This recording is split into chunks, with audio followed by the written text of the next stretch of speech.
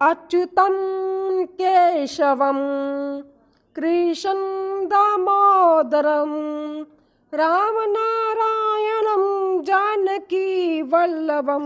कौन कहते हैं भगवान आते नहीं, तुम मीरा के जैसे बुलाते नहीं।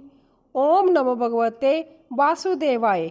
अधिक मास कथा अध्याय 28वां पुरुषोत्तम मास महात्म्य। इस 28वें अध्याय की कहानी में लोकपालों की दैनिक चर्चा का वर्णन है। कांद्रव्य ब्राह्मण को आश्चर्यचकित और बौद्धिकता देखकर भगवान हरि के पार्षद जो वनीत और सुशील होकर बोले, हे कांद्रव्य, गोलोक को चलिए, देर क्यों कर रहे हैं? तुमने विशेष रूप से भगवान पुरुषोत्तम का समीप्य भी पाया है। कांद्रव्य बोला, मुझे अभी बहुत से कर्मों के फल भोगने हैं, लेकिन किस प्रसिद्धि से यह गोलोक मिला है ये नहीं समझ पाया। पृथ्वी पर जितनी वर्षा की धाराएं हैं, जितने तरु और राजगण है और जितने आकाश में तारे हैं, उतने ही मेरे पाप है। मैंने यह सुंदर शरीर कैसे पाया? हरि के प्रिय पार्षदों, इसका कारण मुझे बताओ। श्री नारायण बोले। कांद्रव्य की ऐसी वाणी सुनकर हरि के दूत बोले, हाँ देव, क्या तुमने यह पद पाने का महान साधन नहीं जाना है? प्रभु पुरुषोत्तम भगवान का प्रभाव आपने नहीं जाना। यह पुरुषोत्तम मास विष्णु का प्रिय और महापवित्र है। इसमें तुमने देव दुर्लभ तप किया है। हे महाराज, वन में बानर शरीर में अंजलि और मुख रोग के कारण ना खाने से तुम्हारा निरहार व्रत हो गया। तुमने बानर बने की चंचलता से वृक्ष से फल तोड़ तोड़कर पृथ्वी पर फेंक दिए, जिससे अन्य लोगों की तृप्ति हुई और दुख के कारण पानी भी नहीं पी सके, जिससे तुम्हारा अज्ञान वंश पुरुषोत्तम मास में बड़ा भारी तप हो गया। तुम्हारे द्वारा फलों के गिराए जाने से परोपकार हो गया और इस रमणीय श्रेष्ठ तीर्थ में 5 गोते लगाए, जिससे तुम्हें पुरुषोत्तम मास के स्नान का फल मिला। इस प्रकार तुम्हारे रोगवश होने से अनजाने ही उत्तम तप हो गया, तो वह सब सफल हो गया। अब तुमने अनुभव भी कर लिया। जो मनुष्य इस पुरुषोत्तम मास में श्रद्धा पूर्वक उसके उत्तम महात्म्य को जानकर विधि सहित कर्म करते हैं, उनका तो कहना ही क्या। आपने जैसा साधन किया वैसा करने में अन्य कोई समर्थ नहीं है। इस मास में एक उपवास करने से भी मनुष्य पाप समूह से छूट जाता है।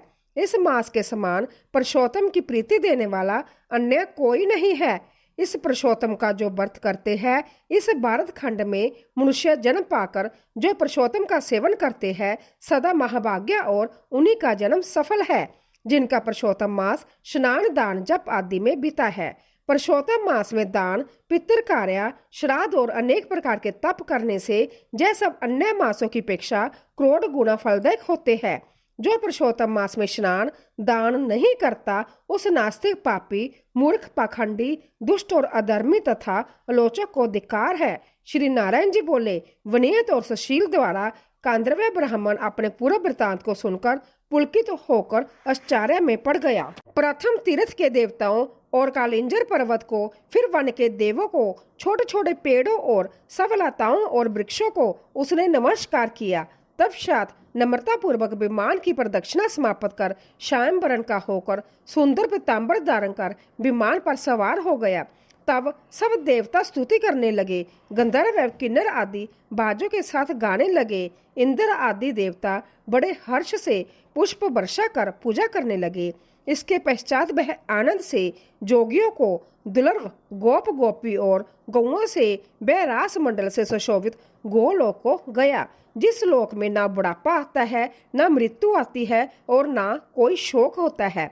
ऐसे लोक को कांद्रव्य जानी चित्तर शर्मा ब्राह्मण पुरुषोत्तम मास के सेवन से मानव शरीर त्याग कर गया, जहाँ 2 भुजाधारी मुरलीधर पुरुषोत्तम के दर्शन करके आनंदित हो गया। श्री नारायण बोले। इस आश्चर्यमय दृश्य को देखकर सब देवता चकित हो गए और पुरुषोत्तम मास की प्रशंसा करते हुए अपने अपने स्थान को चले गए। नारद जी बोले, हे तपोधन, गृहस्थ को अपना जीवन यापन किस तरह करना चाहिए? उसे दिन के नित्य कर्म किस तरह करने चाहिए? आपने 20वें अध्याय में प्रांतः काल के कर्म बताए। अब दिन के पिछले भाग में क्या कर्म करने चाहिए? हे नाथ, गृहस्थ के उपकार के लिए मुझे बताइए, क्योंकि आप जैसे महात्मा सबके उपकार के लिए सदा विचारते रहते हैं। श्री नारायण बोले, प्रांतीय काल का कर्म विधि पूर्वक समाप्त करके फिर मध्यम काल की संध्या करके तिल से तर्पण करे। देव मनुष्य मेरे द्वारा दिए गए अन्न को ग्रहण करे, फिर पंच महायज्ञ करे, तदंतर भूत बलि करे, पश्चात कौवे और कुत्ते को बलि अर्थात भोजन का हिस्सा दे। इस प्रकार कहकर सब भूतों को अलग अलग फिर बलि दे। विधि पूर्वक आचमन करके प्रसन्न मन होकर श्रद्धा से अतिथि सेवा के लिए उसके आगमन की प्रतीक्षा में द्वार की ओर देखते रहे। जो अतिथि भाग्य से गो दोहने के समय तक आ जाए तो उसका पहले वाणी से सत्कार करे, फिर बुद्धिमान पुरुष उसकी देव समान पूजा करके भक्ति पूर्वक यथाशक्ति अन्न और जल से संतुष्ट करे। फिर विधि पूर्वक भिक्षुक और ब्रह्मचारी के लिए बनाए हुए सब व्यंजनों में से निकाल कर अन्न भिक्षा दे। भिक्षुक और ब्रह्मचारी यह दोनों अन्न के मालिक है। इनको अन्न न देकर भोजन करने वाले मनुष्य को चंद्रायन व्रत करना चाहिए। पहले जति के हाथों को धुलाकर फिर भिक्षा दे, साथ में जल दे। ऐसा करने से वह भिक्षा सुमेरु पर्वत के समान और जल समुद्र के तुल्य महान होता है। जो मनुष्य सत्कार से भिक्षुक को भिक्षा देता है तो उसका फल गोदान के समान होता है, ऐसा भगवान कहते हैं।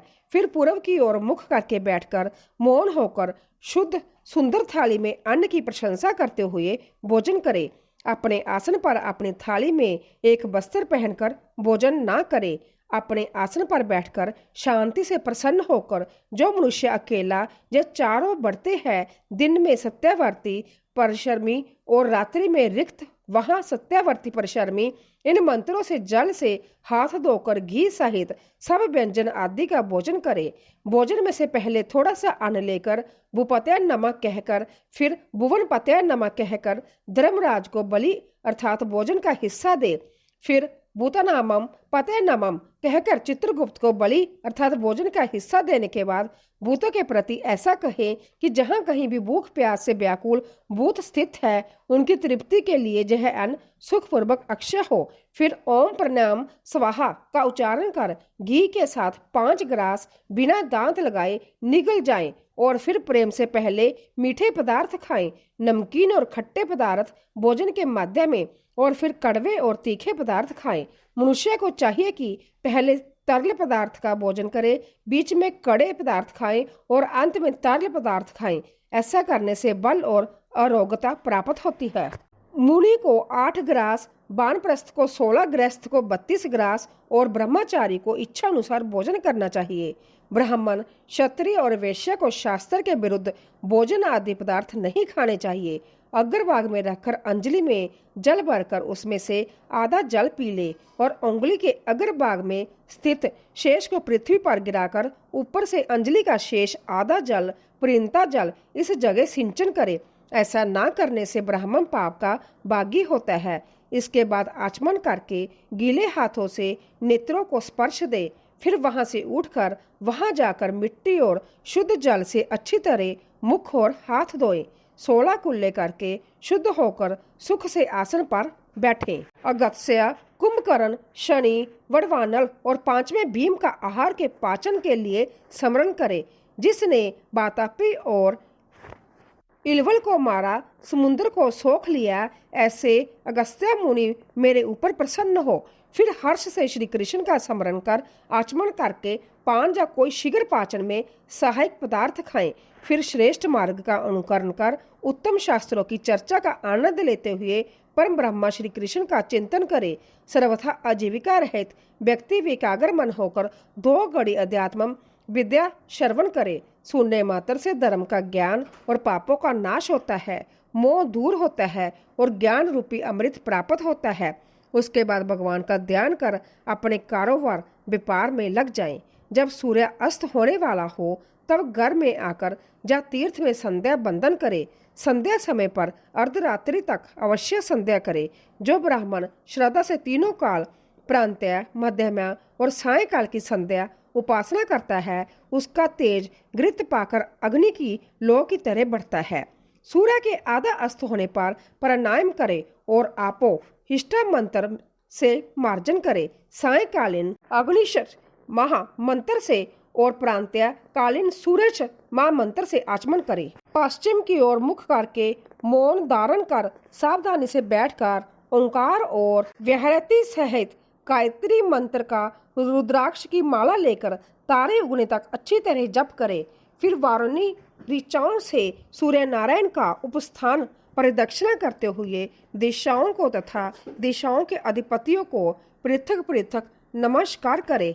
सायकालीन संध्या की उपासना करके अग्नि में आहुति देकर सेवकों सहित अल्प भोजन करके बैठ जाए। सायंकाल और प्रांतःकाल भोजन की इच्छा न होने पर भी वैष्णव देव और बलि कर्म सदा करते रहे, नहीं तो पाप का बागी होता है।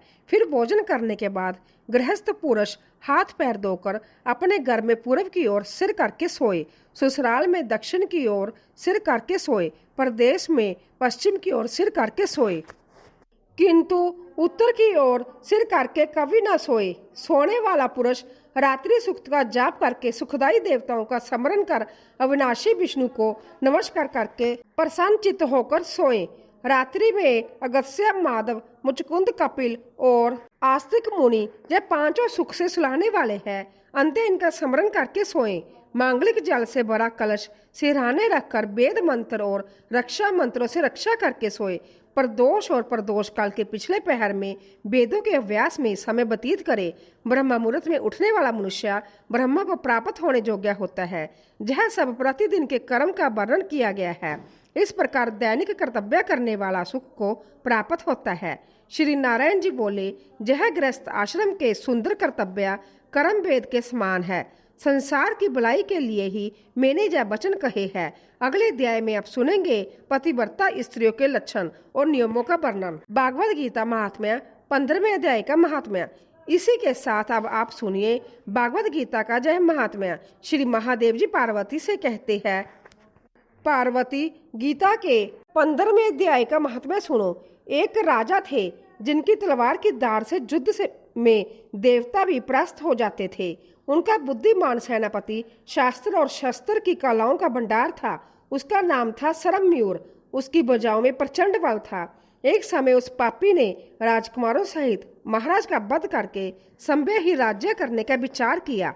इस निश्चय के कुछ ही दिनों बाद वह हैजे का शिकार होकर मर गया।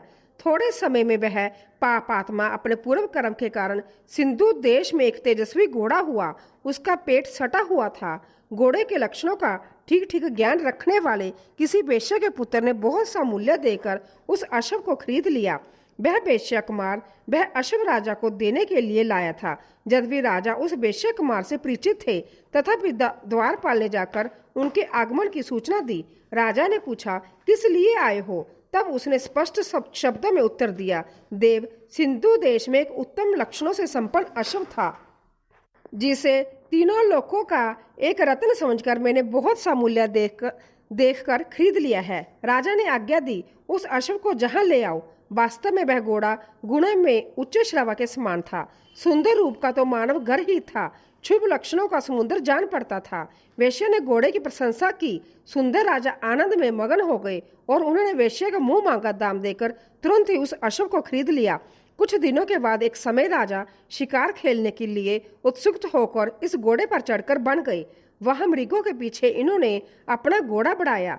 पीछे पीछे सब ओर से दौड़कर आते हुए समस्त सैनिकों का साथ छूट गया। वह हिरण द्वारा आकृष्ट होकर बहुत दूर निकल गए। प्यास ने उन्हें व्याकुल कर दिया। तब वह घोड़े से उतरकर जल की खोज करने लगे। घोड़े को तो उन्होंने वृक्ष की डाली में बांध दिया और संभ्या एक चट्टान पर चढ़ने लगे। कुछ दूर जाने पर उन्होंने देखा कि एक पत्ती का टुकड़ा हवा से उड़कर शिलाखंड पर गिरा है। उस पर गीता के 15वें अध्याय का आधा श्लोक लिखा हुआ था। हाँ, राजा इसे बांचने लगा। उनके मुख से गीता के अक्षर सुनकर घोड़ा तुरंत गिर पड़ा और अश्व शरीर को छोड़कर तुरंत ही दिव्य विमान पर बैठकर वह स्वर्गलोक को चला गया। तब शायद राजा ने पहाड़ पर चढ़कर एक उत्तम आश्रम देखा जहाँ नाग केसर केले, आम और नारियल के वृक्ष लहरा रहे थे। आश्रम के भीतर एक ब्राह्मण बैठे हुए थे। जो संसार की वासनाओं से मुक्त थे।